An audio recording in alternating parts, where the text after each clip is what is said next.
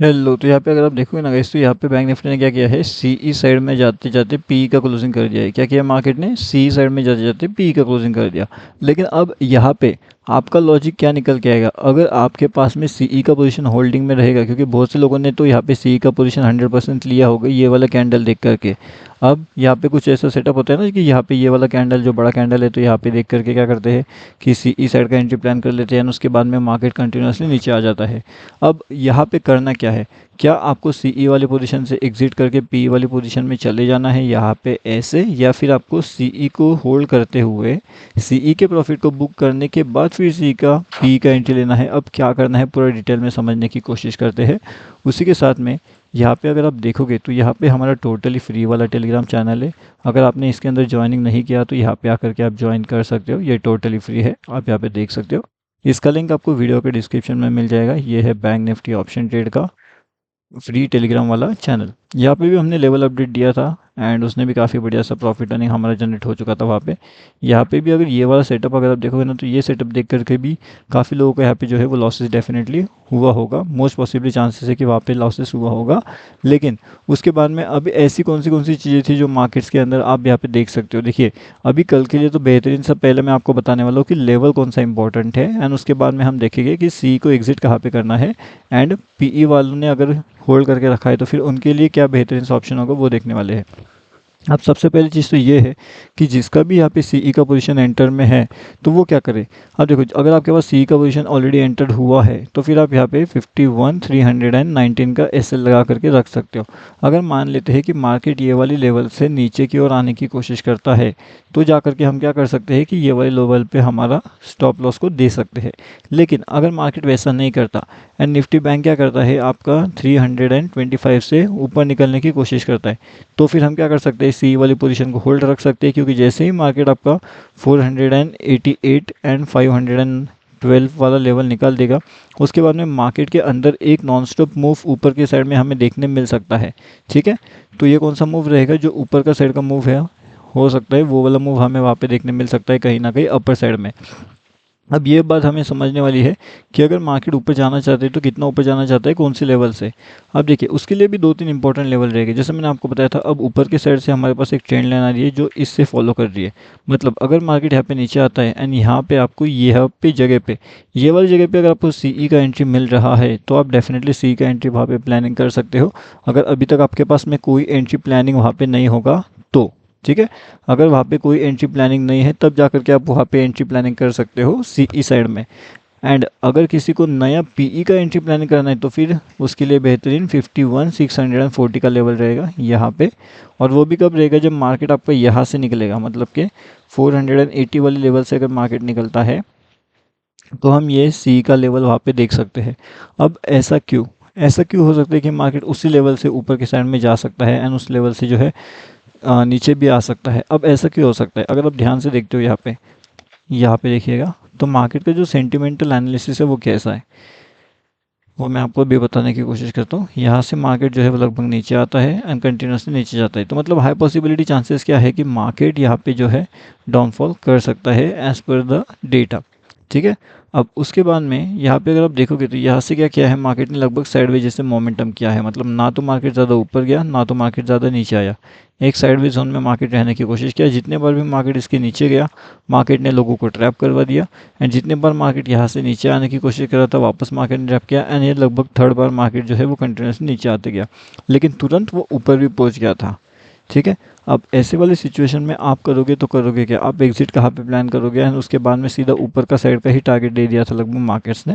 तो यहाँ पे अभी जो है क्विक ट्रेडिंग लेवल्स कैसे रहेंगे वो मैं आपको बताता हूँ पहले तो जो भी क्विक ट्रेड के हिसाब से प्लानिंग करना चाहता है उसके लिए ये दो लेवल बेहतरीन होंगे, 440, 452। अगर वो इन दोनों लेवल्स के ऊपर निकलने की कोशिश करता है तब जाकर के 480 से लेकर के 525 ये दोनों लेवल्स हमें वहाँ पे देखने मिल सकते हैं निफ्टी बैंक में। ठीक है। और अगर निफ्टी बैंक वहाँ से भी नॉन स्टॉप नीचे आता है, मतलब कि 31, 380 के आसपास में, तब जाकर के मार्केट डाउनफॉल कर सकता है। ठीक है। तो ये सिंपल सी चीज़ें होती हैं मार्केट्स की।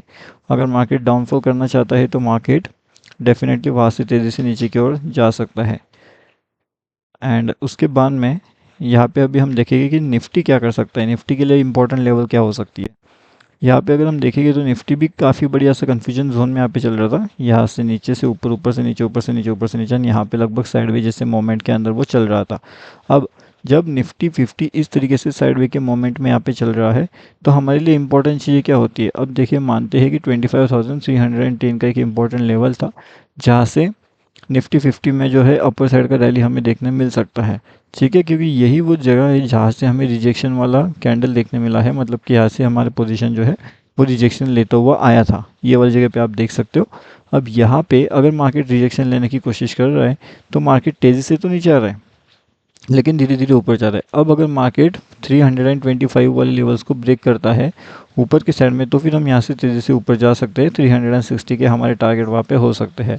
अब इस केस में जो ऑप्शन यहाँ पे तेज़ी से भाग सकता है वो हमारा हो सकता है 250 वाला, मतलब कि 250 वाला ऑप्शन वो हो सकता है निफ्टी 50 के अंदर। अब ये बातें भी आपको ध्यान रखनी है कि कौन सी जगह पे कौन सा ऑप्शन हमारे लिए बेहतरीन हो सकता है। डाउनफॉल की अगर हम बात करें तो हमारे पास में यहाँ पे 25,250 एक इम्पॉर्टेंट लेवल रहेगा। अगर वो इसके नीचे जाता है तो फिर 25,220 के जो टारगेट्स है वो हमारे इजीली वहाँ पे अचीव हो सकते हैं निफ्टी 50 के अंदर। तो ये बात भी आपको ध्यान रखना है कि कहाँ पे कौन से लेवल्स इंपॉर्टेंट हमारे लिए है, कौन से लेवल से हमें एग्जिट करना है, कौन से लेवल से हमें एंट्री प्लानिंग वहाँ पे करना है। तो इस वीडियो में मैंने आपको निफ्टी के बारे में बताया एंड बैंक निफ्टी के बारे में भी बताया। अब आपको मैं यहाँ पे फिन निफ्टी के बारे में भी बता देता हूँ। तो यहाँ पे जो हमारा फिन निफ्टी है वो कैसे काम कर रहा है, तो फिन निफ्टी के लिए बेहतरीन से जो लेवल्स निकल के आएगा वो इन दोनों लेवल्स के पास में होने वाले हैं। मतलब मार्केट क्या कर रहा है, अभी मार्केट ऊपर से कंटिन्यूस नीचे आ रहा है एंड नीचे से मार्केट कंटिन्यूसली ऊपर जा रहा है। अब यहाँ पे ये जो जोन है मार्केट का एंड ये जो जोन है ये कौन सा जोन है, ये हमारे लिए पास अगर आप देखोगे तो ये 2T सेटअप में काम कर रहा है एंड उसके बाद में जो 90 एंड 10 वाला सेटअप होता है वो भी कहीं ना कहीं यहाँ पे काम कर रहा है। तो उस हिसाब से अगर 90-10 आपको नहीं मालूम तो वो आपको 30-30 में आइडेंटिफाई करना चाहिए, 30-30-30 एंड फाइनली जो 10 का पावर लगता है वो यहाँ पे हमारे देखने मिलता है। तो इस तरीके से अगर मार्केट यहाँ से नीचे आता है तो वो कितना नीचे जा पाएगा, तो 23,647 से लेकर के 23,630 ये दोनों लेवल्स हमारे लिए वहाँ पे इंपॉर्टेंट हो सकते हैं अगर वो डाउनफॉल करना चाहता है तो।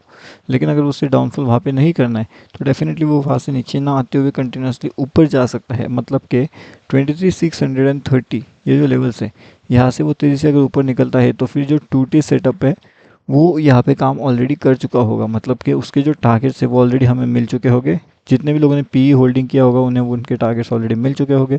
कहीं ना कहीं वो सी साइड का प्लानिंग करेंगे लेकिन तब तक बहुत ज़्यादा लेट हुआ हो सकता है। अब एक बार जिसने भी बैंक निफ्टी का सीई होल्ड किया है, बैंक निफ्टी का पी होल्ड किया है, उनके बारे में भी देख लेते हैं।